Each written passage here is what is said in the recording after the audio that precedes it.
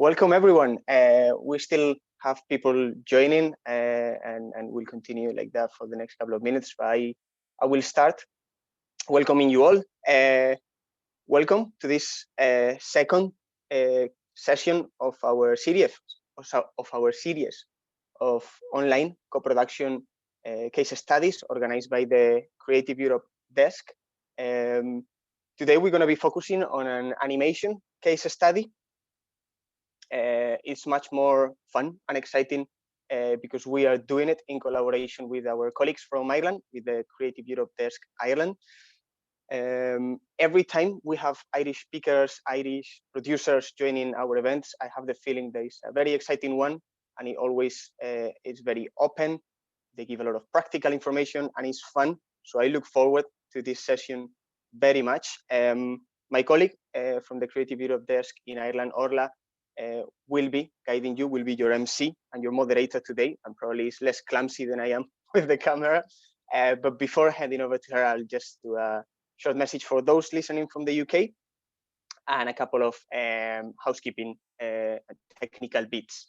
My name is Alberto Valverde and I work at the Creative Europe desk in the UK. I'm based in Edinburgh and the desk is part of a network of promotion and advice sessions across Europe to encourage participation to the European Union's Creative Europe Media Programme. Housekeeping rules, you'll see at the bottom an option to activate closed captions. This is a live caption webinar and you can switch on that in the bar below. We recommend you to keep probably speaker view in your Zoom because there will be a presentation, visuals, slides, and you don't want to miss on the detail of some of those.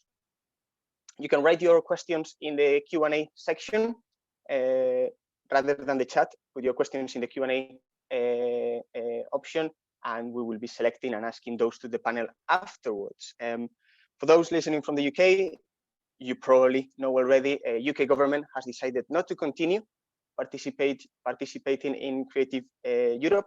So the next Creative Europe Media Programme due to start in 2021, UK won't be part of that one. That changes a little bit the setup and the relationship between UK and Europe, but that is not the end of collaboration between UK and Europe, not at all. If you are a UK filmmaker listening this session, I'd like you to know a couple of things. One, you still have access. You can apply to all those fantastic media-funded trainings across Europe, the umbrella and network of trainings or on script writing, post-production for producers, directors, writers, that has proven career changing for so many UK filmmakers, talking about programs like EAVE, Ace Producers, Torino Film Lab, Sources, Less is More, Berlinale Talents. I'll drop a wee link with the list of all those courses, labs, trainings that they have proven so beneficiary for UK filmmakers that totally recommend you to continue using that list and applying to those because you can. The second is co-production. All co-production agreements, including the bilateral co-production treaties and the European Convention of Cinematographic Co-production signed by the UK, will remain in place after Brexit, so co-production will continue. And the efforts of the desk in the UK have focused a lot this autumn, these final months, on giving useful information and hopefully also a source of inspiration for those producers in the UK wanting or thinking as a potential route for their future projects to choose, working with European partners to choose co-production, and hence this series of online case studies. This is the second session. There will be a third and last session next week on a documentary called A Dog Called Money by Seamus Murphy, also with an Irish leg. So we're very much embracing working with our Irish colleagues these days. But before that, let's focus on today on what has been described by many media outlets and magazines out there as the best animated film of the year so far. Incredibly good reviews that this film is having after the premiere in Toronto. I'm talking about cartoon Saloon, Wolfwalkers, which is one of the most exciting films of the year. No further ado, I'll hand over to Orla Clancy from Creative Europe desk in Ireland, who will tell you more about our panelists and guide you through the session today. Hi, everybody. Thanks, Alberto. My name is Orla Clancy, and I'm with the Creative Europe desk in Ireland. And like Alberto said, it's great that we can work with the UK desk because they're still currently in Creative Europe. So, and it's great to collaborate with them. So we are, just to give you a quick brief talk about the Creative Europe program, first of all. For those who are wondering, we are currently at the end of current program, the Creative Europe program that ran from 2014 to 2020. And the next program is from 2021 to 2027. Negotiations are still ongoing. So anybody who's looking for deadlines or are waiting to hear when the deadlines are coming up, you'll be waiting a little bit longer because there is a slight delay in the negotiations. But hopefully within the first, second quarter, I'd say, of next year, we should have deadlines, hopefully. So all going well. So we are, for those of you in Ireland, we are open, our offices are open, we're all working from home, but like yourselves, but we are here if you want to answer if you have any questions about any of the schemes or any of upcoming program or the current program. So we are really excited today to talk to both Gerry Shirren and Paul Young of Cartoon Saloon. So if both of you can come on screen, that'd be great. Hello. There we go. There's Paul. Hi, Paul. Hi, Gerry. Hi. So you don't need a huge amount of introduction, but those of you who don't know, Cartoon Saloon is, I'll give a brief overview introduction, based in Kilkenny in the heart of Ireland. That's 2 hours from Dublin, really, down in a beautiful part of the country. 2 hours, an hour and a half. Cartoon Saloon started back in 1999, and we've already been Oscar nominated 4 times, I believe, at this stage, which is pretty good going for a company to start off small back in the day, 20 years ago now, 21. So to give a brief, so what we'll do today is we'll give a brief overview of the history of Cartoon Saloon, and then we'll go into detail about Wolfwalkers and talk about the co-production side of it, and then we'll also go into the distribution side because I think it's very interesting. When the whole world is feels like the whole world is in lockdown at the moment with the coronavirus, that a lot of cinemas are closed across many countries. So it's a challenge for every producer at the moment. So it's interesting to see in this unique story how you guys are dealing with it. So we have Paul Young, who's a producer in Cartoon Saloon, and Gerry Shirren, who is the exec producer. So I'll pass you over to you, Paul, because you've been there from day one. So if you can just give us a quick intro to Cartoon Saloon, how you started and what you guys were doing at the time and who you were. Yeah, well, very simply or briefly, we started in probably 1999. We were all, myself, Tom Moore, Nora Toomey, Aidan Hart, a number of people that were all in college together, sort of started working together in Ballyfermot College. Myself and Tom started to do jobs together, and then so we started as sole traders to start doing work to support us through college. And then when we all left, we kind of 15 of us went down to Kilkenny. We got space in the Young Irish Filmmakers, which was an organization there that Ross Stewart and Tom knew. And we started basically at that time, start working on The Secret of Kells. We were heard, whether it was from Gerry at the time, I don't know, or some other people in the industry, that it takes you roughly 7 years to get a feature film off the ground. So he says, well, we may as well start early. So we did that and then worked on a bunch of CD-ROM stuff back when CD-ROMs were a thing. And then in the first sort of e-card wave that happened for when people used to send happy birthday and Valentine's cards to each other over the internet, these flash cards. We got paid to do those. So, we'd maybe 15 people, everyone would do one a week, and that kind of supplemented our wages. And then we worked with what was Film Ireland, then Screen Ireland now, on raising some development money to finish the script for Secret of Kells and take us to, pitch it around Europe. So that's kind of how we started and grew from there, developing IP, but also doing service work at the same time. Okay, because I think that can be very difficult for companies when to actually keep focused on your own own projects. Especially when there's work knocking on the door, and it's very hard to turn down work, as any small company knows. So to keep that balance, I mean, but this was your vision from day one, and you never really faltered from that, did you? Well, maybe it was also, maybe we were lucky because we were so naive, because I think sometimes if you actually realize how difficult it is, you might not start something.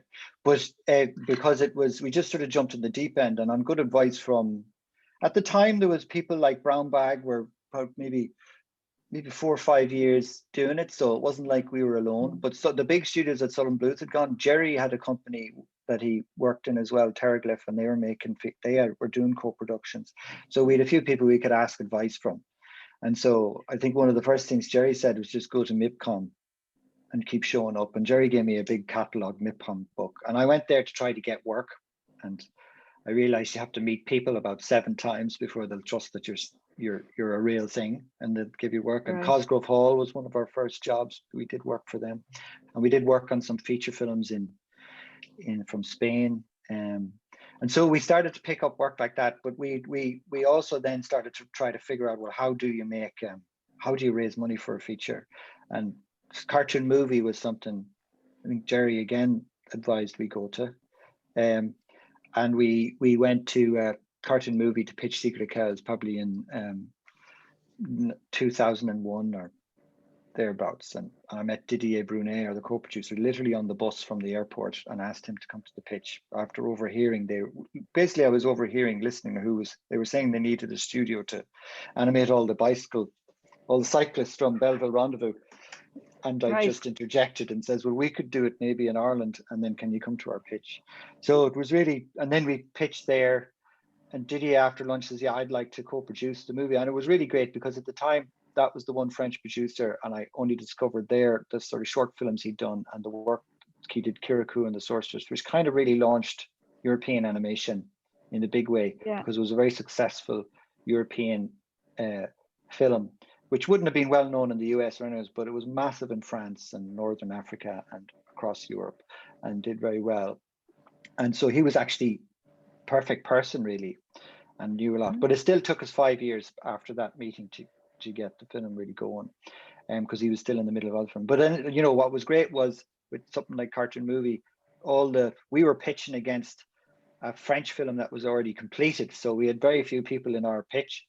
But we had Didier there, and we'd maybe like 30 people there was maybe 250 in the other room to watch this final finished film, which they'd all invested in. But right after the pitch, or after lunch, we pitched it in the hallway again to most of the French people he knew. And out of that, we got Canal Plus and Jebecca distributors. So we had a French partners sort of lined up. So it was out of one trip, it was really strong.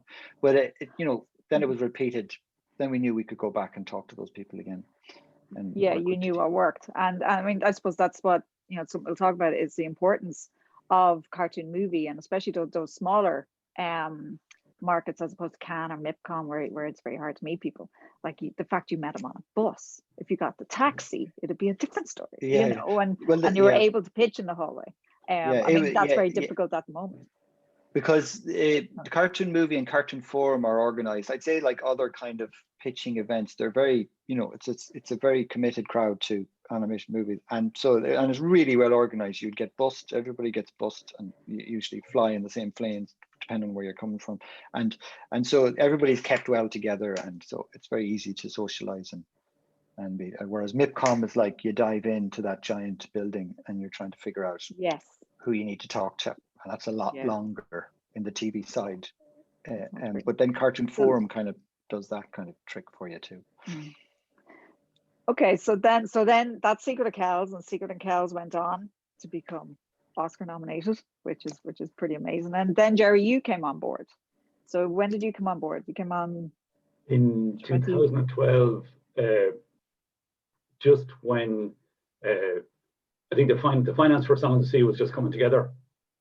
And I think that the guys had an experience, I guess, after it's Secret of Kells that probably a lot of producers have, that you think that having done the first film and it going out there and creating a bit of a buzz, and you're getting invitations to festivals all over the place, and you spend a lot of time traveling the world a little bit, you think that the next time around everybody's going to want your stuff. and it never really works like that. You really have to go back and start all over again. Right. And so the song, while it started in its development quite a long time before that, took a long time to get off the ground, and in a very complex co-production, five partners, France, Denmark, Belgium, Luxembourg, and Ireland. And yeah, so and that's when I started, just when that was starting into production, and in 2000. Okay. Yes. So you helped to manage that massive co-production then. Yeah. So, and my role, so I came into Cartoon Saloon as the managing director, but that really was to concentrate on the business and corporate affairs of the company, and on the pictures, on the films, I'd be credited as the exec producer, which really means two things. One is, finding the money to make it, and trying to help sell it. Find whoever's going to buy it, and see what the best deals can be done to try and get it sold and into the market. Very good. So, and it's very clear. I mean, the Celtic trilogy, or the Irish folklore trilogy, or whatever it's been called. Like, you've had a very distinctive style from day one. I think when you started, it was very. I mean, you were quite unique at the time. I mean, it was Disney and Pixar were out there. And I think the fact that being Oscar nominated was unusual at the time with a project like yours. So, and once you have that very, I don't know if you like the word brand, but you've got a very distinctive style, which helps. So Song of the Sea came, and then Breadwinner. So I think we'll go into Wolfwalkers now, and where that came from. So I think, Paul, you've got some slides to show us.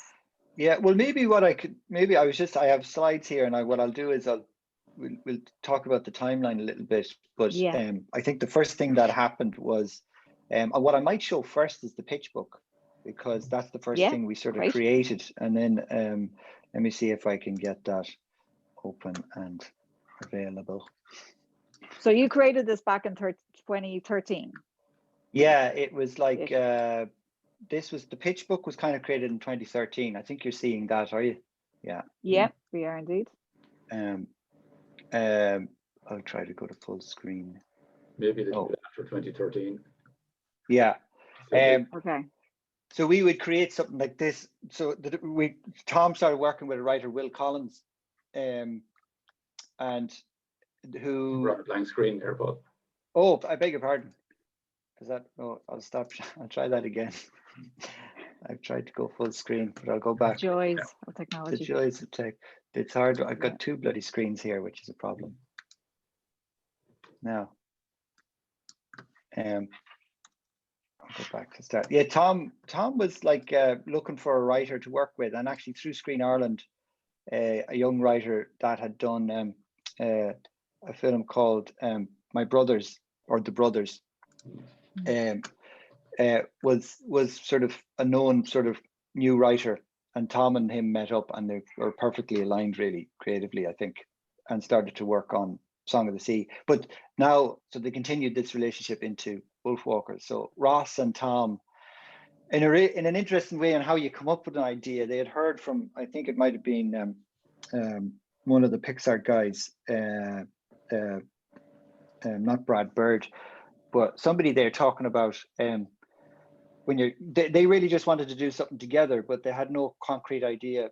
So to come up with the idea, they made a list of things they really loved and things they really hated. And within that, they had similar likes and dislikes, and they were very animal rights orientated. They loved nature and ecology. They didn't like hunting and hunters. So an animal rights sort of thing started to come up. And then when you make a list like that, and you put all these phrases or in two columns, when you start crossing over, you start discovering what your conflict might be in a story, which I think is a great way to kind of test a story or come up with an idea. It's literally, that's kind of the answer to like, how do you come up with the ideas? They literally sat down and thought like that. We want to work on something together. And this was a good exercise. And so out of that came this idea of what would it be like for a hunter to be to be the hunted sort of thing. So after developing the story for a while, we would come up with a pitch book like this. So we try to condense it down. This is something that we send out to people or take to people. So very simply here, a story of witchcraft, wolves, and an unlikely friendship. In a time of suspicion and magic, when wolves are seen as demonic and nature and evil to be tamed, a young apprentice hunter, Robin, comes. I should show the trailer. I'll show the trailer after this, who says the same thing. But I'll just show you, this is the example of the type of thing we would create. This is like there'll be a bind in the middle of this. Which, so you're really giving people a sense of what they're buying into, and not overloading them with a giant document, which is difficult to receive sometimes, knowing I myself was a producer taking pitches sometimes. But something colorful and simple that you can print off nicely. And we always took care to, when we were going to places, we would really spend a lot of money on the printing and sometimes we'd make a hard cover, sometimes we'd make a proper, like almost like a book. And people always appreciate, so when you go somewhere and people get this, that actually might take it home, but you always can follow up with a PDF. But it's not like, you try to create something kind of beautiful in itself, the object. And we always felt we did that with Skunk Fu, and we did that with Secret of Cows. We'd like mass, and people would keep them and they'd like them because they're not just like a A4 flyer or and random. And we're usually going in there with like one project that we're saying, this is the next thing we're going to do. So it's like, this is the only thing we're talking about.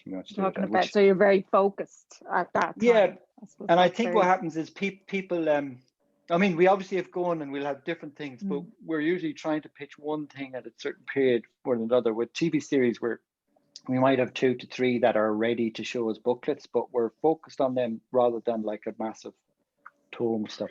But I'll stop sharing that and I'll go into I'll show you the difference so we would pitch that, and then we went to cartoon movie with a trailer, which I'll share this this slide. Are we seeing that now, are we? Yeah. Are we still seeing that? Yes. That's good. Success.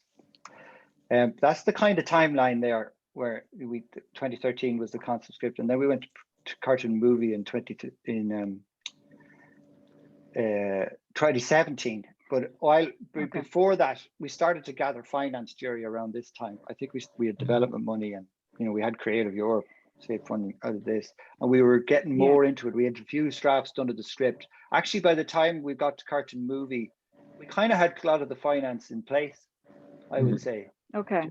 We had a lot done compared to usual. You can go to cartoon movie and concept development and production, and then there's like nearly 3 to 4 stages you can appear in at different levels of your advancement of how well you're doing in development.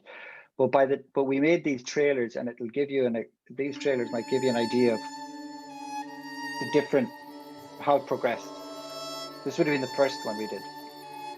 Close your eyes, let the wolf come near. Round the moon, she brings you cheer. How's the wolf? How's the wolf?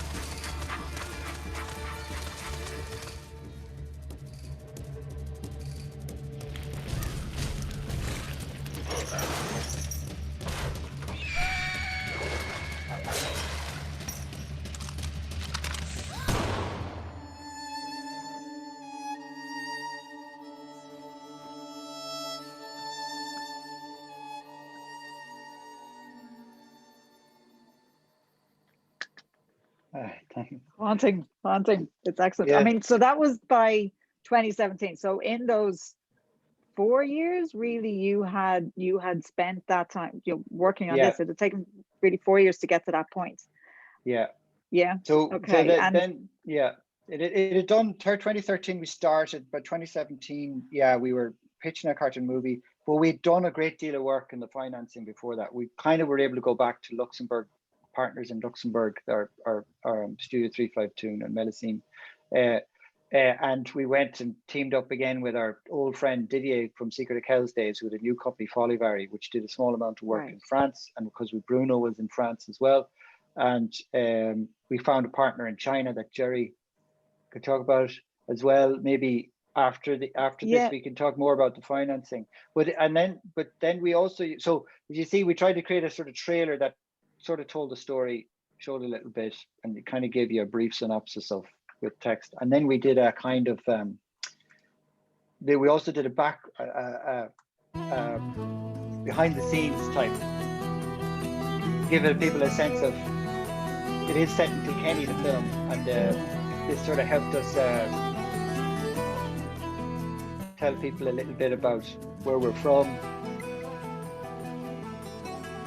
And this went up online as well a bit too. We always used to do that, and they're great pitch things to do, because I always think using audiovisual material rather than using your voice is always better. As much as you can put into a video, and with music, it's always a nice pitch too. So we were using this video as a kind of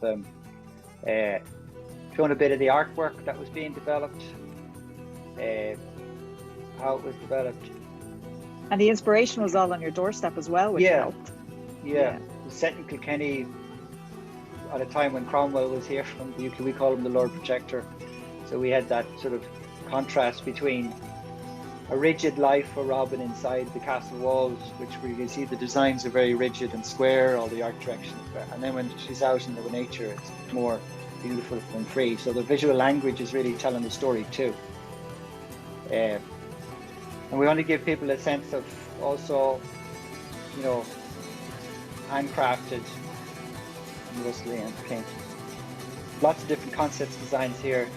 After this, I'm going to show you what the trailer Apple did as well. We'll show a progression right to after you finish production to the really quality trailer they did actually.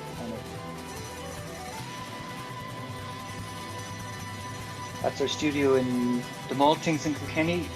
There's sequences in the film that have a lot of literally, like, all of it was drawn in the background, and that's a test part. But he built some of the forest in 3D, then printed out 3D frame shots, then drew over them in pencil to get that kind of perspective shots that are in the film. Yeah, the wolf vision. Yeah. And we used, that's my daughter. Called Robin too. Yeah. That looks like the movie in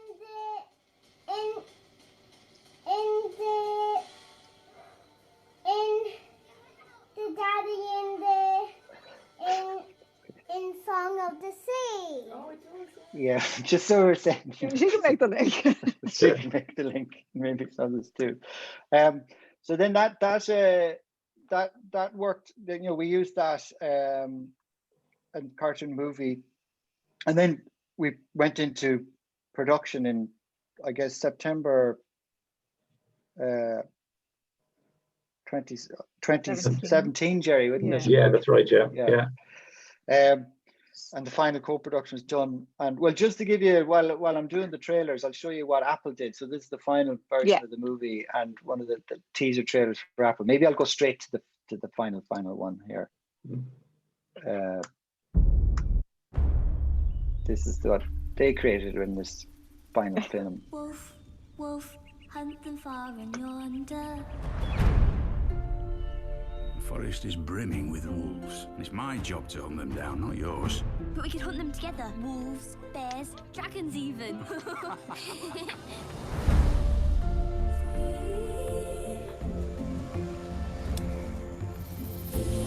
She's one of them Wolfwalkers. Wolfwalkers? The ones that can talk to wolves with some wild magic. You can come out now. We can smell ya. You stink. You're a Wolfwalker. You're a wolf when you sleep. What? A girl when you're awake. Robin! Something's happened to me. Yeah, I can see that. Flippin' great. You're a wolf now. Be a wolf. The woods are getting smaller every day. These wolves, they're just beasts. Tonight we put an end to this. I promise your mother I'd keep you safe. I have to help her.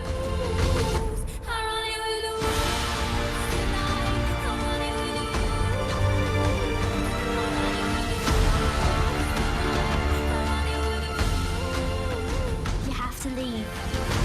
No way. I scared him off.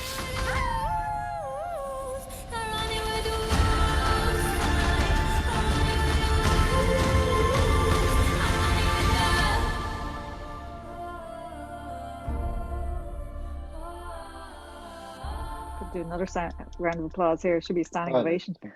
That's excellent because even the music is fantastic. Like as with all of your projects, the music seems to be, you know, works so well.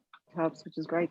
So over to you, Gerry. So within those 4 years, from 2013 to really starting in production, how did the financing go? So, yeah, so you were like Paul was saying, you were dealing with Didier and Melusine. So, but you'd already had connections with them because they had already worked on previous projects. That's right. Yeah. I mean, all the development work was done by Cartoon Saloon, so we didn't get into any co-production partners, any co-production arrangements on the development. So we kept that was kept in the Sorry, to studio. put in there, do you do, sorry for interrupting there, but do you do that co-development at all with any, or do you focus on working on your projects first before you bring the projects? Okay. That'd be more likely to be the case. Yeah, I don't think there's any Okay. recent cases. And the current ones, Right. we are working with some people outside on one or two. It's not exclusively like that, but with Wolfwalkers, it certainly was. It was really, you know, Tom and Ross and the development team in Cartoon Saloon.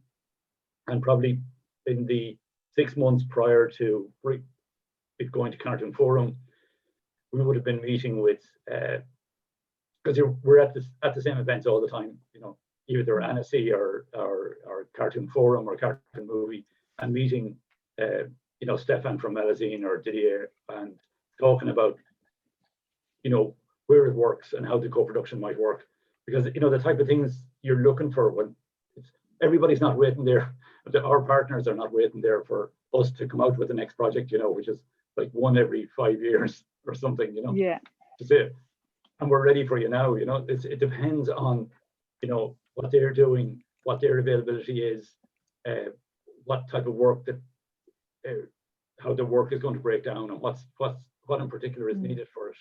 So we would have talked to the various previous partners and some other ones, you know, in that lead up, and then it sort of broke down nicely in terms of, you know, the people that were needed and the work that needed to be done and the availability of time in the studios in Luxembourg and in Paris. And you had built those relationships over a number of years. I mean, like how, I mean, that's one of the main, you know, the crux of a good co-production is to build those strong relationships and trust, and, you know, and I mean, do you have any tips for any emerging producers? I mean, you know, for people, yeah. I think that it's a real partnership. So it's very much a partnership. And with Melusine, Wolfwalkers was the third co-production in a row, you know, after Breadwinner and Song of the Sea before that. So, you know, we knew everybody really well. And in fact, even between Folavari and Melusine, there's probably people in each studio that worked in the other studios. So we have people in Saloon now that had previously worked in either in Paris or in Luxembourg, and vice versa, you know. So we know each other pretty well, and it's nearly like an extension of the studio. And when, but you're really looking for a partner that's going to be there through the sort of hard times and as well as the good times. You know, for those producers will know that, particularly with a feature film, it's rarely ready to start when you plan it. When you can make all the plans in the world, you know, in 2016 and 2017 and say, you know, we think this is going to go into production. It's very hard to look into the crystal ball and say, right, we're all going to start in production in September 2017, and that's 2.5 years down the road. And it's also hard for it to get it to be finished on time, you know. And so it needs a little bit of flexibility and fluidity in the relationship. And then I think what was key that we did even on started on Song of the Sea is I think for a director and for Tom is getting to know the supervisors that you're going to work there and getting people on the same page creatively. And you just set sort of, we always have a thing like, look, the director has final say creatively and that goes, but once the director kind of has that, been told that they have the final say creatively and editorially, then they're open to listening more, and everybody should be like, so people can talk. But if a director kind of knows, at the end of the day, they'll do what they want to do. It means they're all more open to listening. I found that across different projects and different things, and you try to encourage that. And so when the lines are clear and the roles are clear, that's great.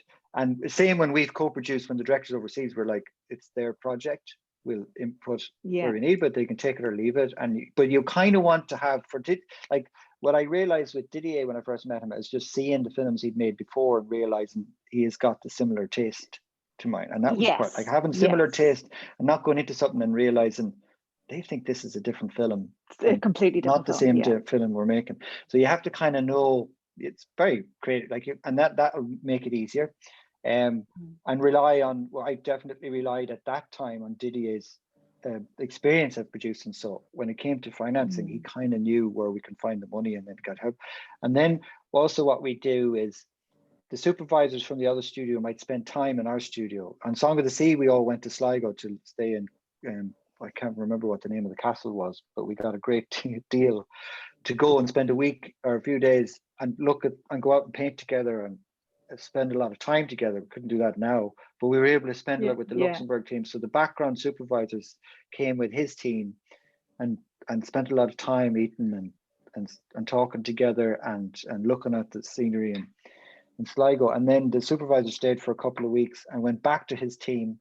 So it felt like you're in the same place. What can happen is like when people aren't communicating or not seeing each other for a long time, a frostiness can appear when notes start to happen, and it's like, because you're not, it's like it's us versus them, so you have to try to kill that vibe as much as possible and have everybody pulling along, that everybody's working on the same like the film is what counts first, and we're all working on the same film.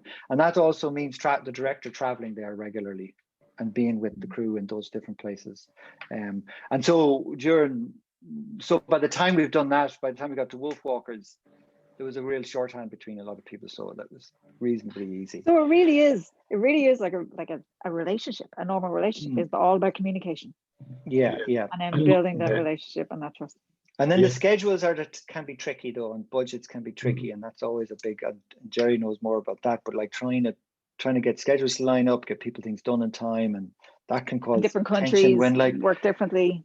Yeah, and you want a co-producer who's going to go, oh look, well we've spent this money and we're all done now. We were supposed to start on this date, so don't be telling us what. You don't want somebody leaving you in the lurch. That they're going to, as a co-producer, they're wanting to make the film the best it can be as well. So there has to be give and take on like, okay, we're just going to put more effort in here, and you know.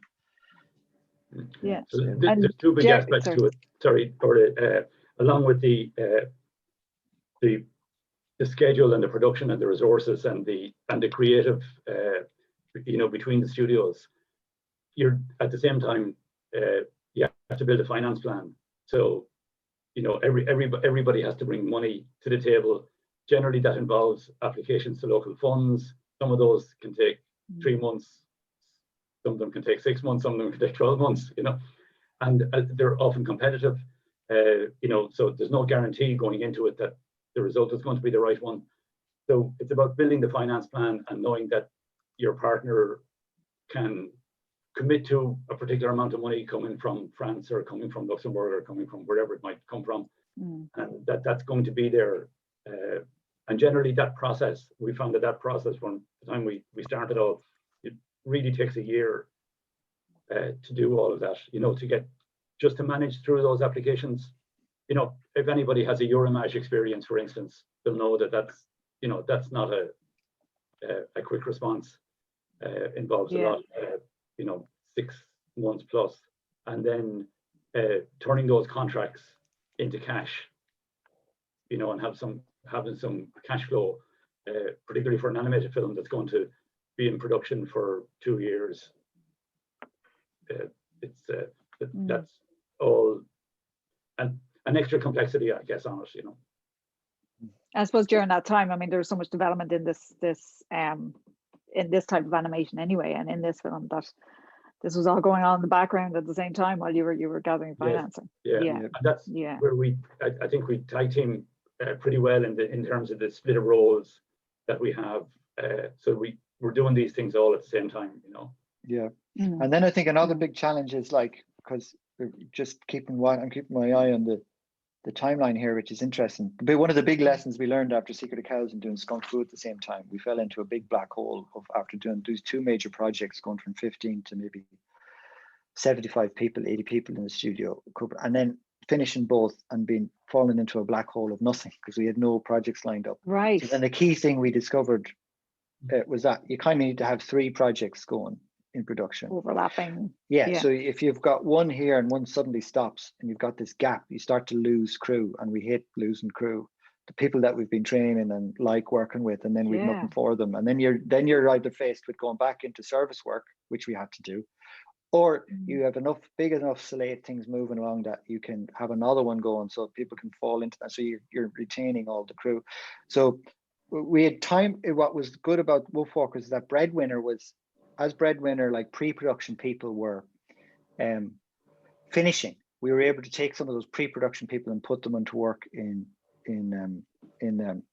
Wolfwalkers. So like we have an overall schedule for the studio, not just individual schedules for productions, where there's like a studio schedule where it's like the lines are departments. So like animation department, where are they going to be in 5 years, 3 years? Or the animation department on Wolfwalkers, is that finished on time enough to move into our next film, My Father's Dragon? And when that film, My Father's Dragon, is finishing for Netflix, how are they going to go into the next film, which we currently have in development? So it's a balance of always having something in development, which can be tricky, but that allowed us to get out of service work. So when we had Puff and Rock and Song of the Sea, we tried our best to make sure that Breadwinner would start after Song of the Sea. We try to get the financing, and sometimes that's, Gerry knows, it's a balance where we're not quite financed, but we can take the risk to start pre-production because we know the financing is coming in. So it's like having a long-term schedule for your slate, that especially when you have a studio with massive overheads, when you don't want to go back into doing the service work, you need to have planned your slate. And I think what you said there about losing crew and losing animators, because I know over the last few years, I wouldn't say animators are rare, but it was difficult to get projects staffed over the last few years. So, that's 5-6 years. So I think that's very interesting, very important, how you managed to hold on to your crew. In there. We also started another studio here in partnership with Mercury to create more activity in Kilkenny for people to come, so that there's 2 places now they can work. So in fact, that started out, we thought this would be great because there'd be a lot of fluctuation, but both studios are doing pretty well. So there's been good like they're pretty much, people are staying in each studio and working. Great.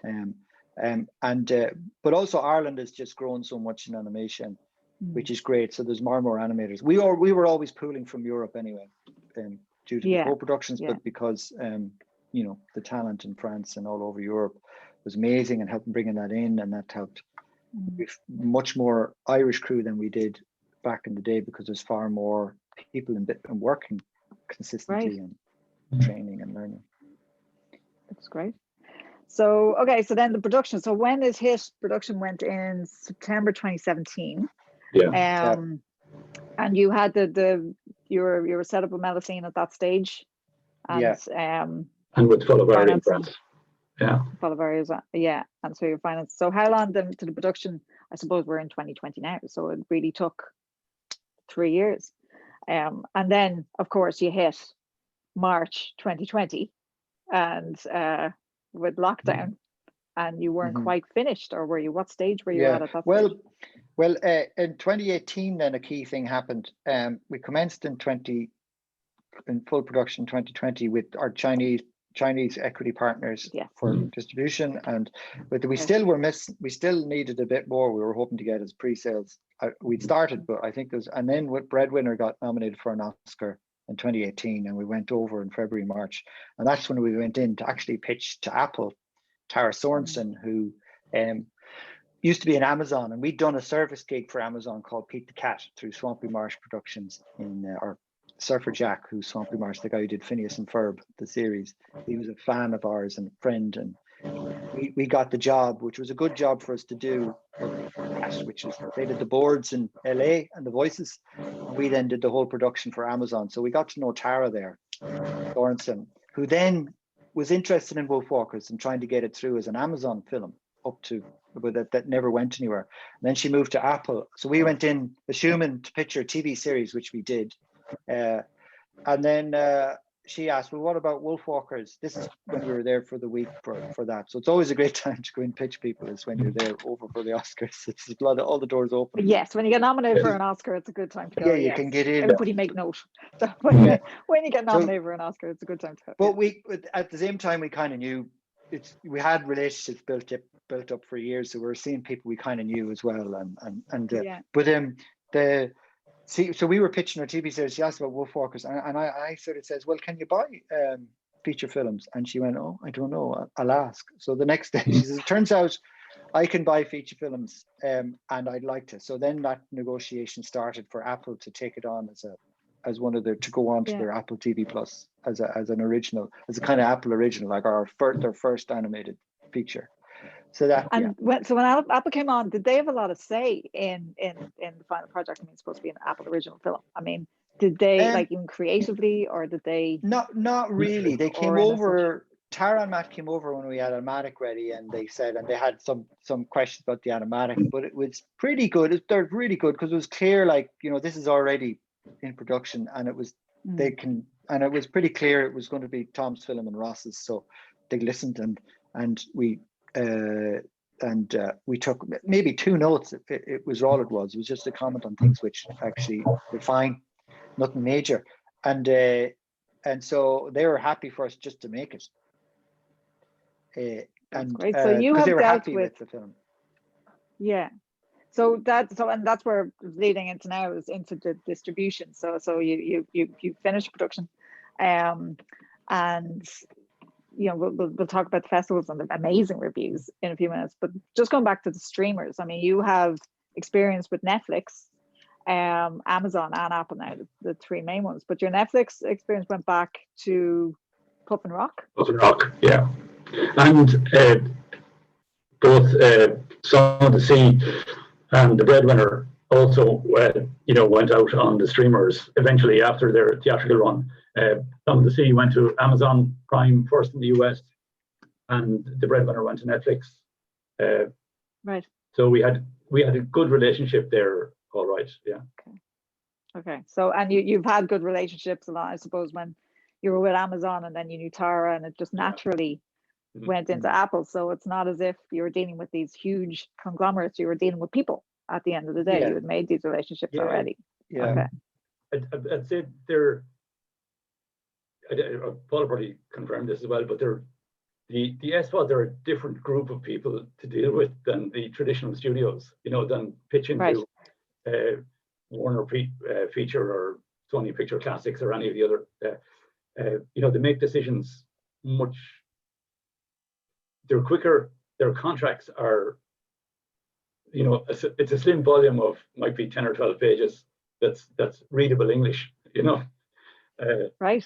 They're very, very different to, don't want to mention any of the big studios, but trying to wade through a 50-page contract that really ties you up in knots and takes all your rights for everything and future generations as well. And are they open to negotiation? Yeah, I think that we found them pretty straightforward. I would say from that point of view that they're very clear on the rights that they want, And then beyond that, we could talk about it. And where it didn't cross over or interfere with what they wanted to do on their SVOD premiere of the film and the particular window that they wanted and how they wanted to launch it, then that was fine. So we could, in our arrangement, we could do theatrical separately. We had already some theatrical deals completed in France and in China, but also had some relationships that we wanted to feed into, like with G Kids in North America. So to try and work with their window, and that's probably the biggest challenge on the theatrical side in terms of working with the SVODs, is that it's you know, typically the cinema chains, the big chains were pre-COVID looking for 12 weeks or 16 weeks guaranteed window before an SVOD launch, and we didn't have anything near that, much shorter. Yeah. And we had to work within that, and we said that was fine. We were happy to have a theatrical window at all, and then and because we had a relationship with some theatrical distributors over the previous films, they were happy to work with that as well. Okay, and that was back in 2018. And that was, yeah. We were lucky to be able to come in. Yeah. We were lucky in Puff and Rock with Netflix to come in with something that was kind of on the way. So it was like more like a licensing deal. So Puff and Rock was like great, because it says we had one meeting, the next day she says, I really love this, can I buy the full 39? And actually asked for another 39, which was like, you never get that, which we thought was amazing. And there was only 2 people in Netflix and Kids at that time when we did Puff and Rock, and so they were Tamara Rothenberg was making all the decisions. She did the contract, she did the creative, she bought the show. So it was wonderful, changed, very different now. And then we went into Apple. We were lucky, Tara had just come into the role as heads of Kids and Family, so she was looking for stuff, and she's very much a person who wants to work with people she knows and likes the work they do. So for her, it's like, if you're doing it because of the work I've seen you do, I'm happy to invest in it, almost eyes closed creatively, because I have a confidence that it'll be something I'm going to like and we're going to want. And so that's great. And then Netflix, we did it because of that. Netflix, another project came to us. So Nora's My Father's Dragon is a fully funded Netflix, which is a bit different, but that's a whole other conversation. So it's just, I think it's where you're standing, because we didn't necessarily need the Apple deal. It wasn't like we were like we need because we had we were going to be able to make the film, but it certainly gave it a massive push for us, and it's made a massive difference to us now on launch. I mean, I think your timing all along when it comes to streamers has been how would I say, impeccable. I mean, you have just been so lucky to land, and especially now. So the film went into TIFF, and because I think it's really interesting, because a lot more reviewers saw it than would have seen it if it was a regular TIFF. That has led to a huge amount. Yeah, that's really interesting. That was an interesting thing I noticed, is that when you usually go to Toronto or the big festivals, you're really competing to get like a Variety or Hollywood Reporter in there. Like G Kids are saying, will you be there, Peter de Bruges or something, and they'll promise to come, because they have competition all over town to go to premieres, parties, festivals, be there to do interviews. But the actual thing that happened with the TIFF virtual was that you could have 1,500 people watching the film at the same time, and you could have 300 with press in there, because there's that one film they're sitting watching and then they go watch the next film. So actually that was great. So it meant all the reviews started to flood in at the same time, and it was very positive, thankfully. And now it's a case of just getting the audience to actually watch it. Now there's a huge amount of people that are sitting there bated breath waiting, and then, oh look, the cinema's closed again. But it is coming out on Apple on December 11th, is it? December 11th, yeah.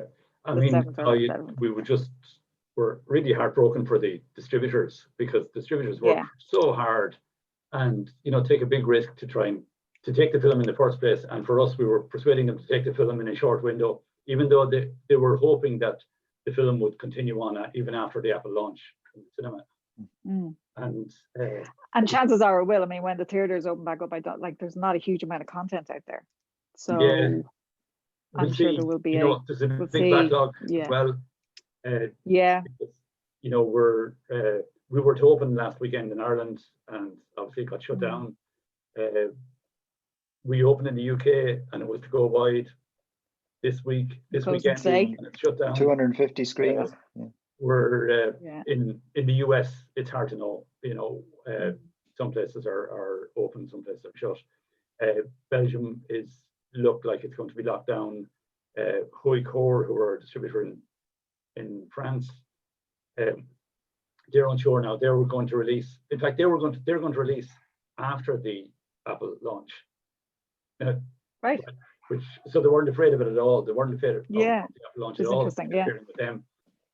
But now, you know, things are very difficult in France from a COVID point of view. There's a curfew, you know, there's a 9 p.m. curfew, which means there's no films. The cinemas are closed after the 5 o'clock screening is the last one. And I'm very conscious. Capacity.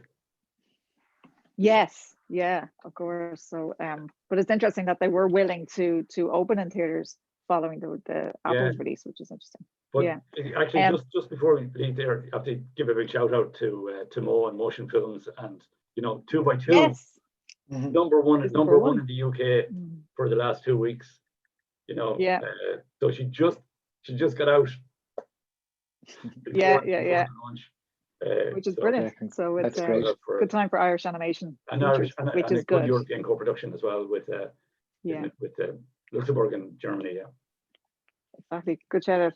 Now I'm conscious of time, but before there's one area that we haven't touched on, which you're becoming very known for, is the worldwide, how the film lives beyond the screenings. So you've got the exhibitions, you've got the books, you know, your licensing. You say now you have a licensing department in Cartoon Saloon, so your license has become very, very important for us. And I believe there's a book, a Wolfwalkers book. Oh yeah, we have a graphic novel with Little Brown, which is already selling fantastically, which is a publisher and order on Amazon. Yeah, and a kind of beautiful. We always do these beautiful art book of like coffee table book on the making of, with interviews, and so these are really popular. These have already pre-ordered and sold out. I don't know how many Gerry. Sold out the first print. Yeah. Wow.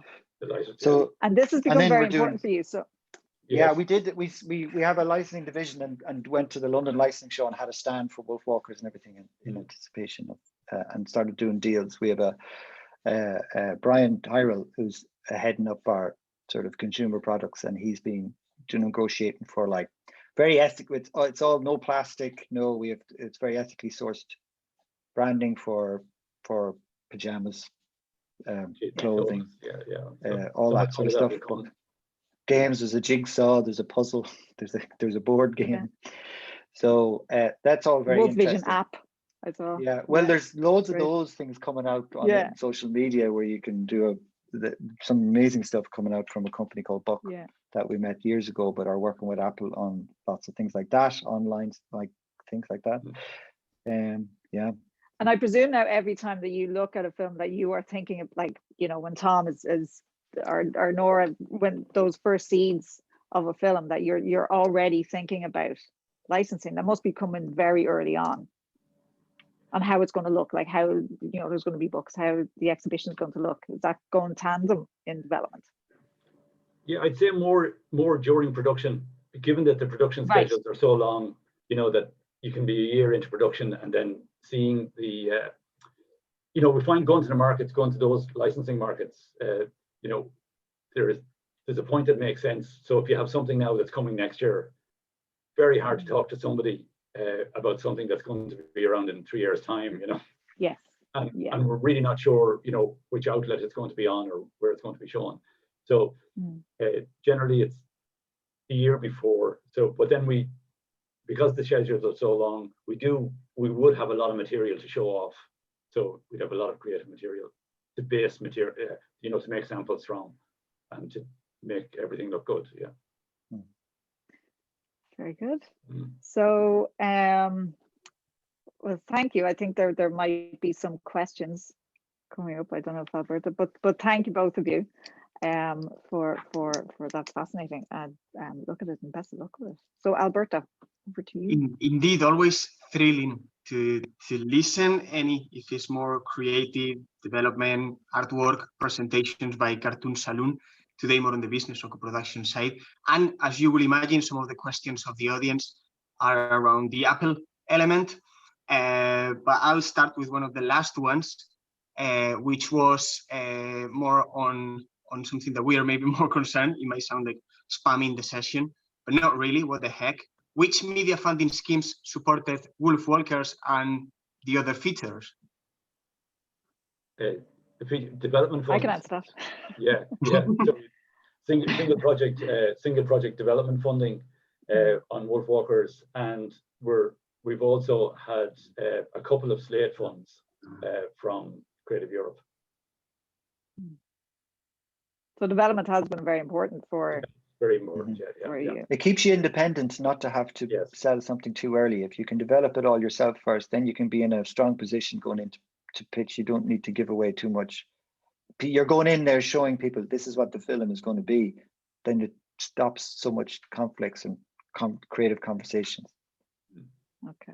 And I know our distributors have all used then the distribution supports that are part of the media program as well. Yeah. Sales agent supports and the distributor supports. Which Gerry and Paul, you were touching on this, and Gerry in particular, you touched earlier on this, but maybe for those that arrive late, or to stress what you were saying about having the independence or the creative independence at the development stage. An anonymous question was asking how was the co-production model in terms of when Apple became on board. I gather that you were mentioning earlier that it was originated and with media funding in your studio and the co-production partners, and that thinking came. They were buying into the film we were making, so there was no creative issues at all. They basically pretty much had a script they liked, no comment, and then they saw an animatic they liked with very little comment, and there was only one concern that we assured her wasn't going to be a problem, and then she loved it. We just kept doing it the way we were. The whole finance of the film was in place, and we were already in production. Mm-hmm. Yeah, right. in the Wolfwalkers case. Mm-hmm.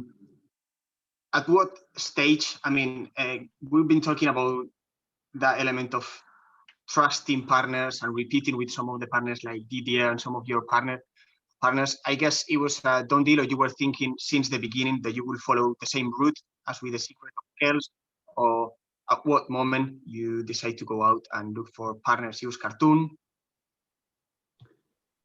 I think we started talking to partners probably in the 6 months in the summer prior to the pitch of the Cartoon movie. Mm-hmm. I remember being in Paris, so it wasn't that we immediately decided to work with Follow-Barry, and we had to go around and do the rounds and introduce the film to the various partners, and then it's whether it suits them on their schedule and what they're planning, and because the studios we're working with are also developing their own projects and trying to get their projects going, and so we had talked to a number of partners, but it's settled on Melusine and Follow-Barry. Mm-hmm. Great. Can I just ask? Can I just put in there, because it's very difficult to. I mean, it's very hard to co-produce or to produce on your own. I mean, you from day one you have needed co-producers on your projects. Yes. Is that correct? I mean, it's all of the projects, especially in Ireland. Yeah, we couldn't raise the money in Ireland on our own, so we always needed that. The France is usually the most interesting creatively and financially to work with, and Luxembourg is amazing because it's one pot that's all together now, that for all the work they do they can pay for it, and then Denmark was interesting for us as well because they were a studio. They were actually ex-Salooners who'd worked with us and set up a studio in Denmark, and we co-produced Song of the Sea with them, and they set up their studio. And then we said, well, if you can raise the money, you can co-produce, and they did. They were one of the first to get their money together from Denmark, and so they did about 15 minutes of the animation. We've co-produced with Canada on Breadwinner, also with Luxembourg, and then on the TV side, we currently have a co-production with France on a TV show, and we're co-producing with Northern Ireland with Dog Ears, so a UK-Irish co-production on a Puffin feature and on a new TV series. So everything is co-production, yeah. Which might lead us to one of the questions. It's a very long question with two questions inside, but I'll ask one that is something that interests me a lot too, from Saoirse Highland, which touches on the issue of IP. Paul was talking earlier about the difference between doing full projects for Netflix projects and some projects that you just do, the Cartoon Saloon, and Netflix buys. How you feel? It seems like it's funny times for independent studios on the IP, on the rights issue. How you feel like Cartoon Saloon is working on that thin line of retaining IP and working with streamers? Yeah, we feel good. Yeah, we feel good. I mean, I think the key thing is to keep it to really be very focused on your development. I mean, in development alone, there's myself, Nuria. We've hired a new producer now, Alva, and there's like 4 of us now that are pretty much full time on development. So across maybe 5, we've got 4 series in serious development and another feature. So it's like always having that, not forgetting that you have to spend time on that. And then a key thing is like building those relationships. So when you come to people, even if you don't have anything like Tara or somebody like that, but you don't have anything, but you're keeping that relationship going. So when you do feel you have something fully formed, you can pitch it. Yeah. So we're feeling good because we feel we're good. We're in the position now where we're only doing our own IP. We're only doing projects that come from within. Sorry, Gerry. Yeah, but it is a challenge. It's a challenge financially for studios. Understand that completely. Talked at a number of different Saloon and cartoon business events about this. And service work is described as the crack cocaine of the animation producer. Because once you start on it, it's really hard to get off it, right? And you have to decide whether I want to, take on this project or as a service job and get well paid for it, or whether you want to do your own. And the other, doing your own and trying to create your own IP, even if that eventually becomes the property of somebody else, is the long, slow struggle. And you're not going to get rich doing it. But I think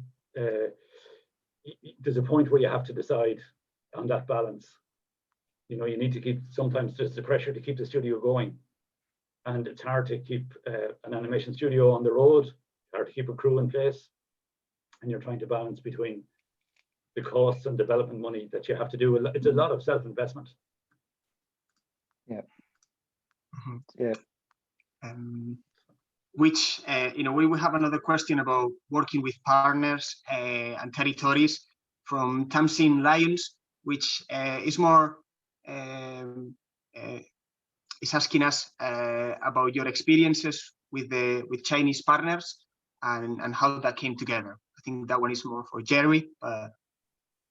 Yeah, well, I think Paul and I first went to China when we were invited there to screen Song of the Sea at the Beijing Film Festival, and really I was waiting for an opportunity to go. And we met some of the Irish agencies when we were over there. We had the Irish Embassy and the ambassador who's there, and also Enterprise Ireland, and they were doing some research, and they found that Secret of Kells had been pirated madly in China. It had never been sold in China, but it was on all the streaming platforms in China that were new at that stage and all unofficial and all just. But we were looking at the top 2 or 3 streamers had streams of 700 to 800,000 streams of Secret of Kells. So we thought, there's an audience here if we can just get them, and that's where we started. Then we sold Song of the Sea. We found a distributor for Song of the Sea, and I spent a lot of time going over and back and meeting them and knowing them and gradually expanding the people that we know there.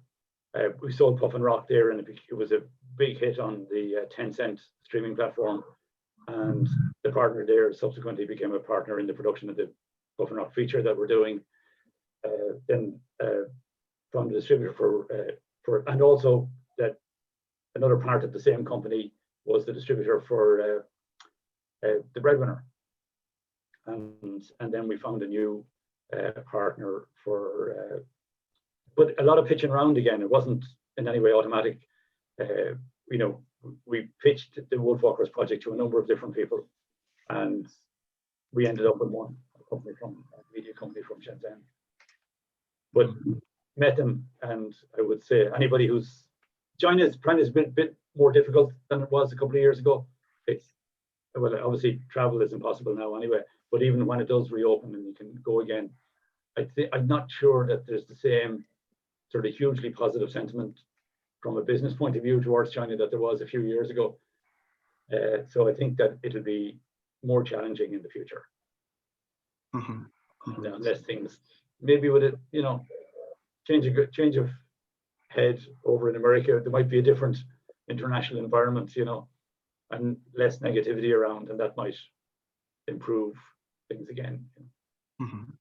On that note of working internationally or closing deals internationally, we go question from Carol at the Creative Europe desk in Luxembourg, our colleague, asking about how your deals with streamers affect other financiers involved in the project, both public and private, and if they tend to be understanding, enthusiastic, skeptical, and comfortable.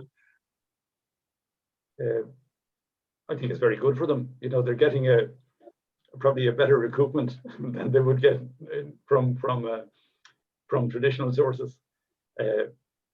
But yeah, we haven't found them to be difficult, and we found that it all marries well together.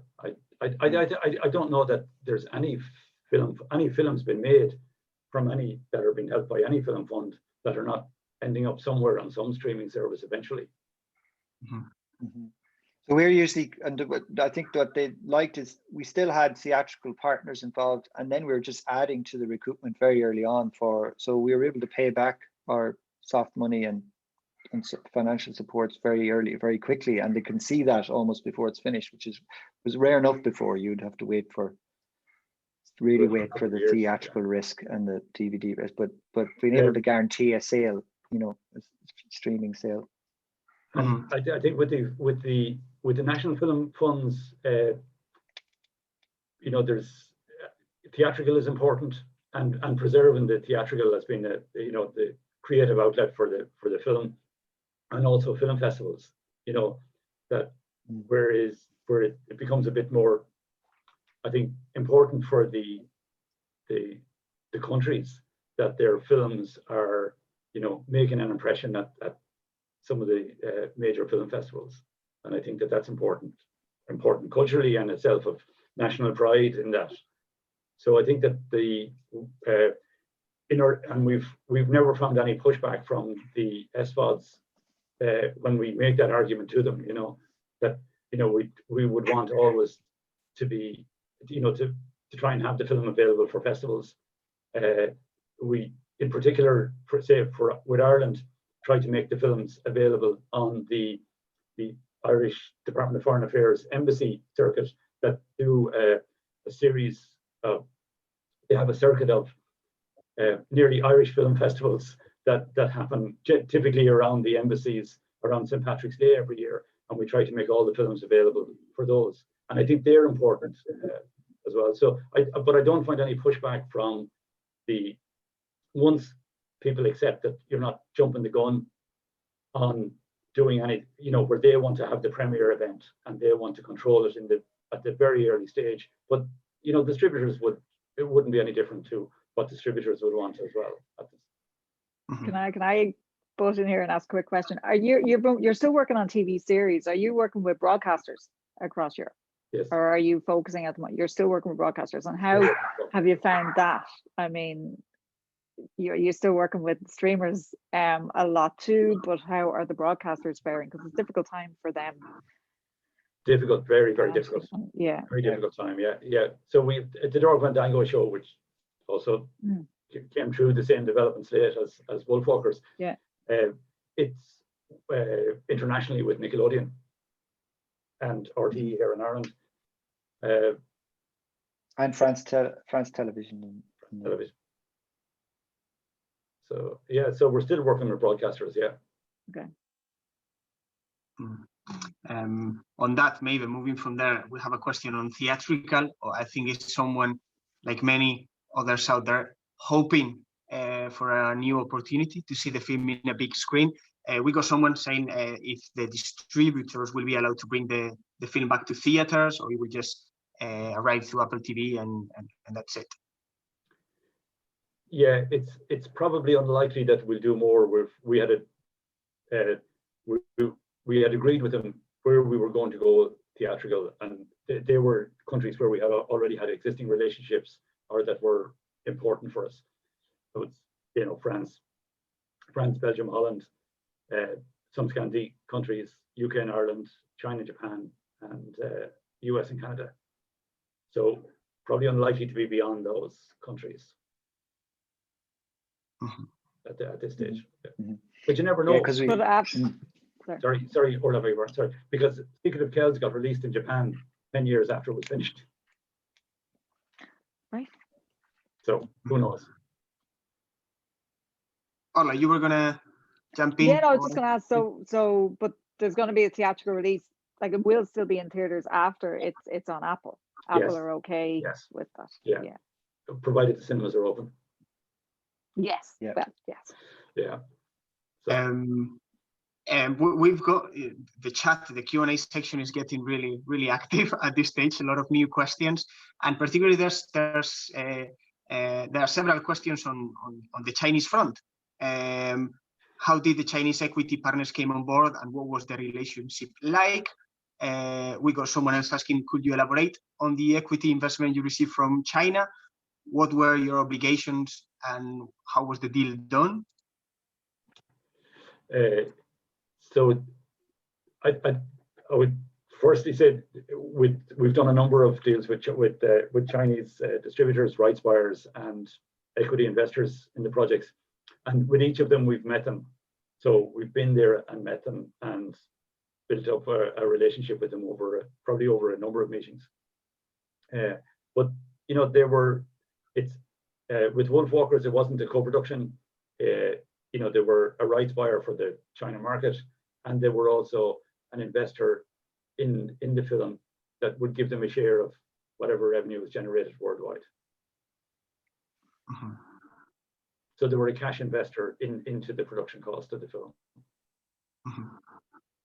Okay. And there was no, you know, there wasn't anything creative ever. Well, I don't think was No, from, no, it was in terms of comments. No, they were buying the film. They were buying the basis film of as the previous yeah. two success, and they were investing, and they were a production investor, and they were buying the rights for China for distribution. Yeah. Mm-hmm. Which kind of lead us to we have here some really interesting questions on maybe a culture clash, or you know, something that is very Irish folklore, and how to present that vision when it was in development, and when selling, how to present that I think you do very well. There is like the cartoon Saloon voice, that distinctive voice to other cultures around the world, where you have to sell to other territories. Well, I think that all you can do is be authentic to, you know, the characters you've created and the place you've put them. And if you're telling a good story with a plot and it's dramatic, and most human stories around the campfire are the same kind of thing. So if you're authentic to where it's placed, and for something like Wolfwalkers, we didn't shy away, or Song of the Sea or Secret of Kells, from having very Irish voices. They're very Irish, but we're telling a very universal story. We're picking, you know, the human experience. So I think if you do that well enough and authentically enough, it sells. I mean, you know, any good film you watch or know from, it's a good story you like to see. I don't know whether it matters where it comes from. And that's been so good these days. And I think that's a really positive thing about the streamers, is that you can go on to Netflix or anywhere else, and you'll see stories from all over the world now that might not have got seen by people in America, or vice versa, or in different parts of the world. They're seeing stories coming from Scandinavia, from Ireland, from Iceland. TV series are the same. Yeah. So it opens it up a bit culturally. And we touched on that. I mean, you showed us some trailers and a book and some materials when you were going out to the markets that proved very well, you know, how distinctive is, and at the same time how universal for anyone coming to a table to negotiate with you. Yeah, I think something we learned. I think the thing we really went for when we started making them is like rather than trying to copy, like the temptation is to, we don't want to look too different from what's popular or what's successful in CGI or something like that. Go the opposite route. As long as your story is good, you can use the medium as a real art form to tell a story, and use the medium to tell the story as well. And use it, not like, for us, it was not about being photorealistic. It was almost like when the camera came in, people started doing impressionist painting. We feel animation is kind of like that. And as long as you, and as the advantage to that is, I think there's a longer life for it, because I think you're sort of saying it's original and unique, so you kind of stand out on the shelf more, or you stand out in whatever virtual shelf you're looking at as a movie. It's visually, you know, unique, so that's going to have more of an interest, I think, for a longer time. I feel. Totally. I mean, you just have to look back at the last 10 years and see that the choice you made on building up your own IP and your distinctive vision has made of Kilkenny and Cartoon Saloon, you know, a place where everyone in the animation world is looking at, you know, is placing Kilkenny in the world, if you want to say, because of that strong, distinctive voice. And we celebrate that. I've got a very short question. We got about, if I'm not wrong, 5 more minutes, but I guess this very short, straight question has to be asked, which is, what was the final budget? I guess, what was the final budget total? And I don't know if the splits.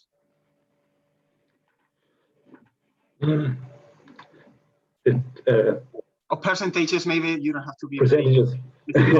Or I can tell you the percentages were how the budget and we did about 25% of the work in Luxembourg, but 20% in France, or 25%, and the other half in Ireland. So that was the work split share. The budget started off at around 10 million euros. I can say that because that's what was pitched when we pitched at the cartoon movie. That was the budget beside it. We spent a little bit more than that, but not a whole lot more. And you know, it's a European 2D production feature. So you know, there's nearly a cap on what budget is possible to finance. And I think that people would know that, producers would know that going to the cartoon movie, you know, more or less what a 2D feature, and you can see the production value in it, and you can guess what it will take to make that, because it takes, you know, 2.5 years of production with 250 people. So you can do the maths on that. It's all about the people and the time.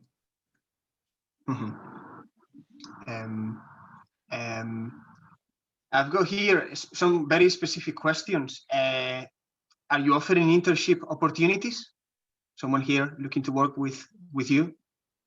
Yeah, we do, yeah, and you can sort of, I think the website might be going through a bit of a reconstruction, but there's like you can get through to if anybody's interested, you can check out the website, and there is details of trainee and internship programs that we have or trying to do. It always depends on what stage of production we're in, but at the moment there's a few opportunities, obviously, because people can't travel, and we would have consistently had a consistent relationship with a number of colleges, particularly some European colleges like the animation workshop in Viborg, and having graduate year students coming on an intern on a work placement as well every year.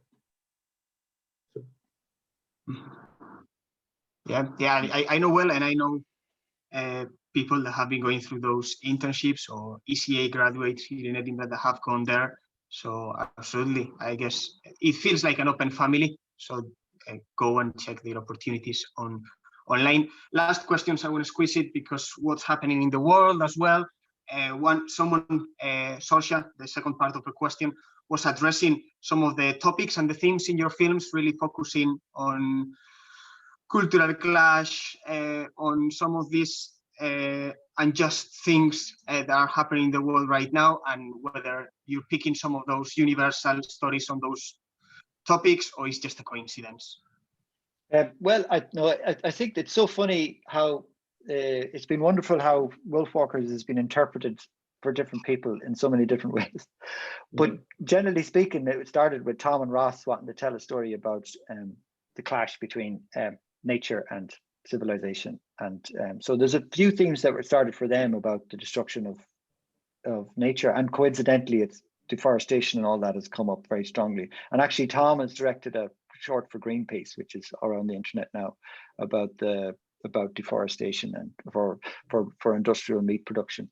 But so these themes are part of his heart. But then at the end of the day, they wanted to tell a great adventure with two pals, two friends that have from different worlds coming together. So that's how the story developed. And through the development of the story, starting with very small ideas of like, you know, where the hunter becomes the hunted, and what's the conflict between this very Puritan, rigid life and wildness, and let your wildness go. So, and what happens is, it's so funny. It's the people around the world now have interpreted it very for them too, which is great. But so that's nice. Once we finish it, it's made, and then we just let it go.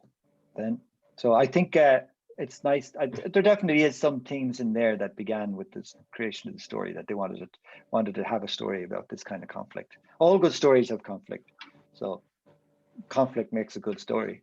So you that's a good way to start. Like, what is the conflict? And that creates the drama and creates the plot for your characters. What's like, you know, so it's like a good short joke is conflict. Your favorite joke is a great bit of conflict. Something's happened to the person you started talking about the joke, and the punchline is how they overcome it. I've got one picture here I'd like to share while we're chatting, which we're very proud of. Go ahead. I know. This is the new. It's just so. This has just filled us so much. So this has just been magic for us. This is the power of Apple advertising. So that's next to Penn Station now, in New York, where there's actually. So one of the interesting things, the unexpected benefits, was it's beside that's beside Madison Square Gardens, which is a voting center. So for the last 2 weeks, it has had queues of people all around down the street, looking at Wolfwalkers on the side of Penn Station. Yeah, so it's been appearing lots on the social media. Yeah, and that's hand painted. That's the mad thing. That is painted on the building by these artisans from New York. Yeah, they grid out the image, and they had like a little. There's another picture of them half doing it, and I was looking. God, their edges look rough. What is that? Because they're painting it. They paint up there, and they're painting it grid by grid. It's quite amazing. Wow. It's craft in itself, a whole other job. So that's great. And there's ones going up around LA and Sunset. Wish we could be there to see them, but we've never had quite this big an impact, I don't think. So that's the Apple marketing money at play there, which is fantastic. Congratulations, because it looks beautiful, and I guess some questions were unanswered, but we tried to answer most of those, and we need to be wrapping up. I'd like to thank you both, Paul, Gerry, for joining, for sharing the knowledge, for being so open with the process, and Orla Clancy, our colleague in Ireland, for helping us, for working together. It's much more fun when we work together, and our interpreter Orla too. So we had two Orlas in the room today. First time I hope that wasn't too hard on Orla. Orla, I don't know if you want to do any closing comments, or we shall leave it there. No, I just want to say thank you again, and best of luck with it. I think we're going to see. I'm not going to jinx it, but I'm not going to say anything about the Oscars or music for the Oscars as well. So I'm not going to jinx it, but yeah, congratulations with it, and enjoy the ride with it.